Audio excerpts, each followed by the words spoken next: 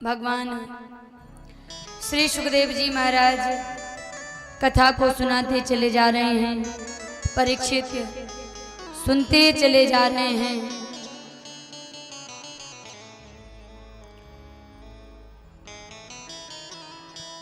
श्री वेद व्यास भगवान वर्णन करते हैं।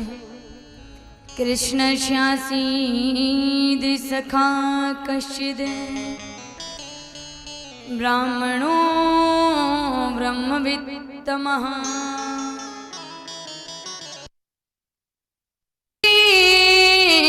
आर्थेषु प्रशांतात्मा जितेन्द्रियः। भगवान के बचपन के सखा हैं सुदामा जी महाराज। सुमाने सुंदर, दामा माने इंद्रियाएं। एक एक इंद्रिय भगवान को समर्पित जिन्होंने करी है, जिनका मन सदैव स्थिर रहता है, कभी चलायमान नहीं है, कैसी भी स्थिति में रहे भगवान को सदैव धन्यवाद ही देते हैं।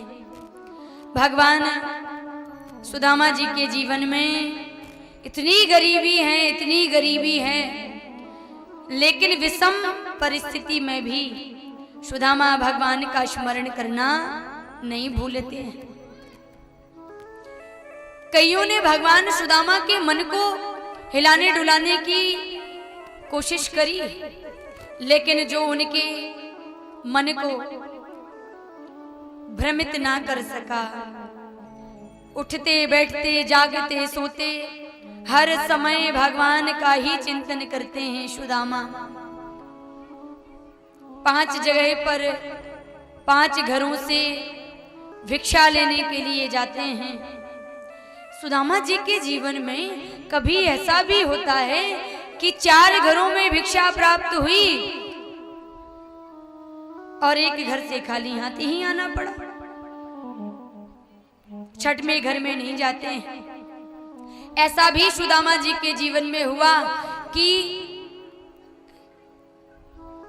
कभी 3 मुट्ठी तंदुल प्राप्त हुए और उससे सुदामा जी ने प्रसाद लगाया, ठाकुर जी का अर्पण किया प्रभु को।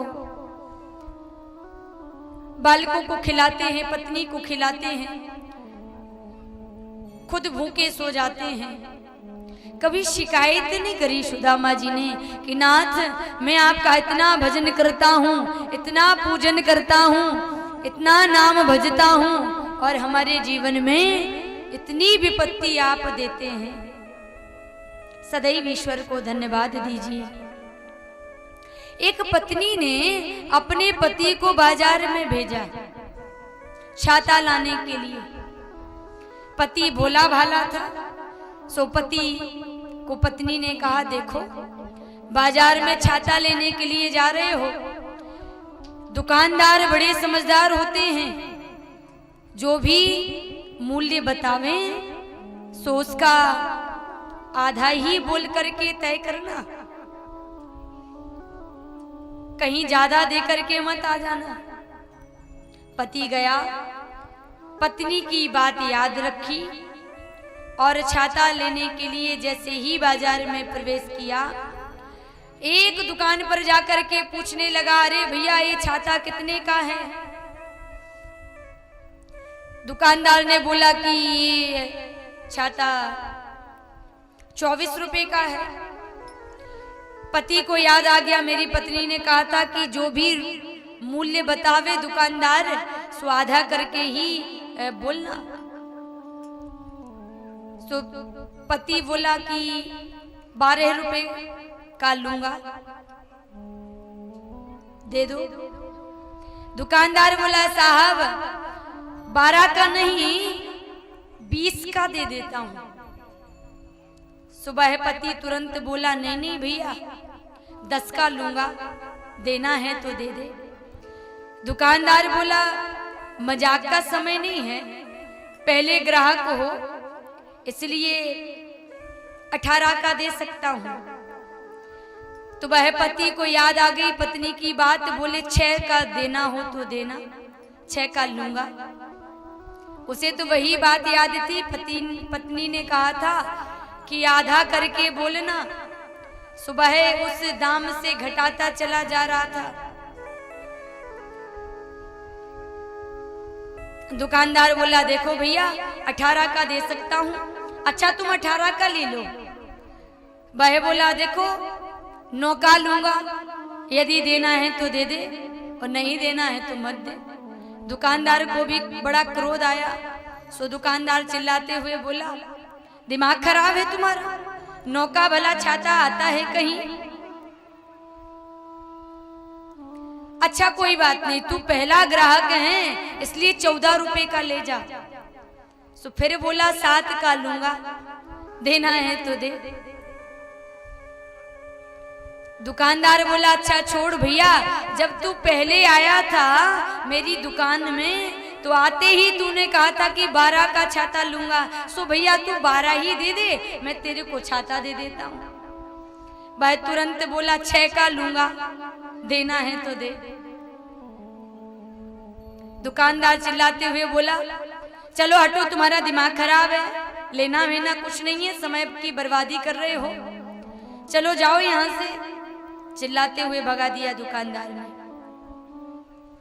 यह आदमी एक भाव नहीं था, इसके भाव हर क्षण घट रहे थे, हर क्षण बट रहे थे, इसलिए इसको छाता नहीं मिला।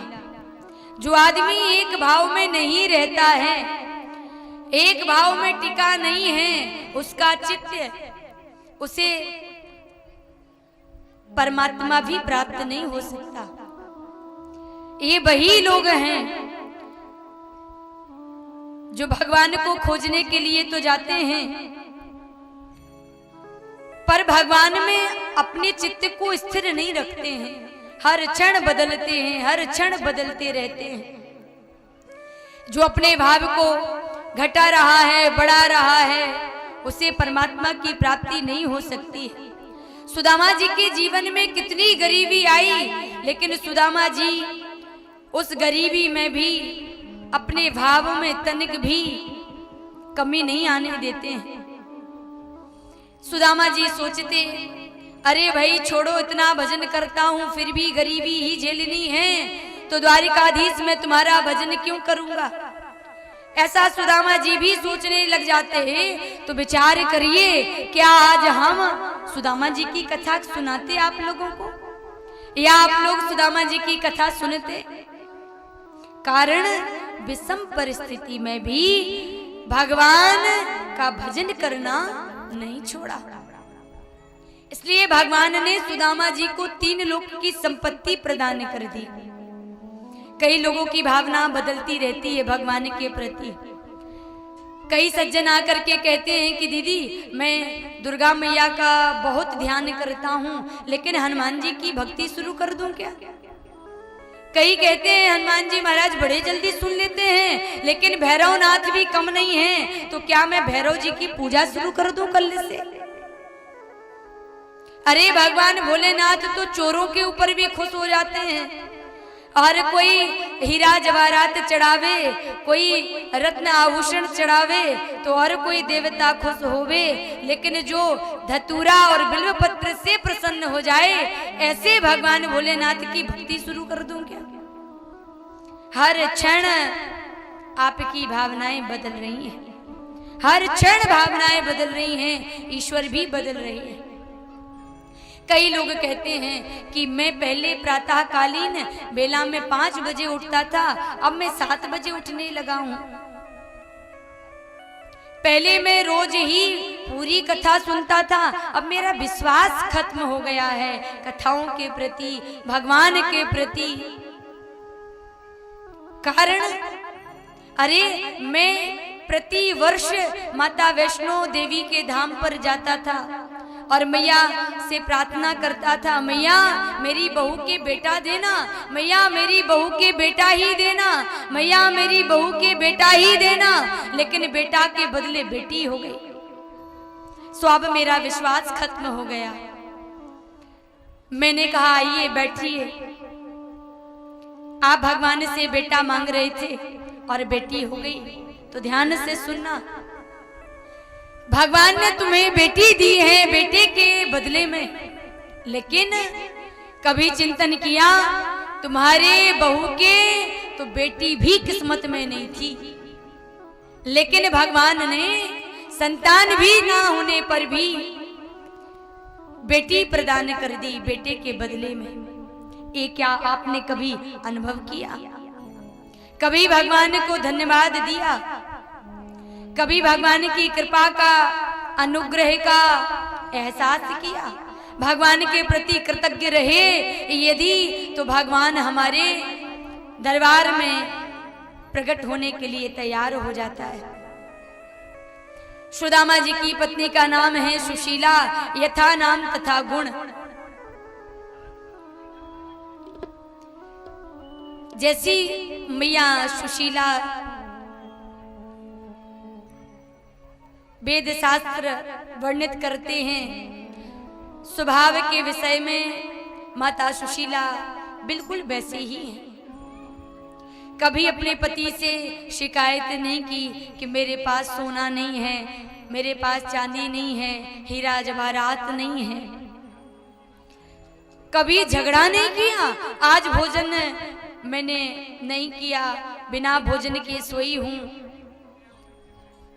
तो सुदामा जी को उल्हाना सुनाया हो कि भोजन की व्यवस्था करिए, अन्न की व्यवस्था करिए। सुशीला यही कहती है, नाथ द्वारिका के जो राजा हैं, द्वारिकाधीश बड़े करुणा के सागर हैं, आप दर्शन करने के लिए जाइए ना।